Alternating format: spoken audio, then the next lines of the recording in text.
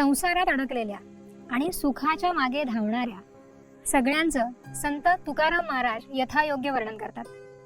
ते म्हणतात, सुख पाहता जवा पाडे, दुःख पर्वता एवढे, धरी धरी आठवण मानी संतांचे वचन, नेले रात्री नेते अर्धे, बालपण जरा व्याधे, तुका म्हणे पुढा, घाणा जुंती जैसा मुढा.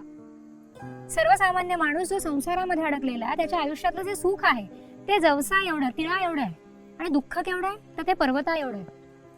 आयुष्य तुम्हाला मिळतं, पण त्यातलं अर्ध आयुष्य हे झोपण्यातच जातं, कारण अर्धी रात्र आहे. त्याच्यामुळे निम्म आयुष्य तुमचं वाया जातं झोपण्यामध्ये, आणि उरलेलं आयुष्य त्याचं तुम्ही काय करता तर ते बालपण, आजारपण आणि वार्धक्य याच्यामध्ये संपवून जातं.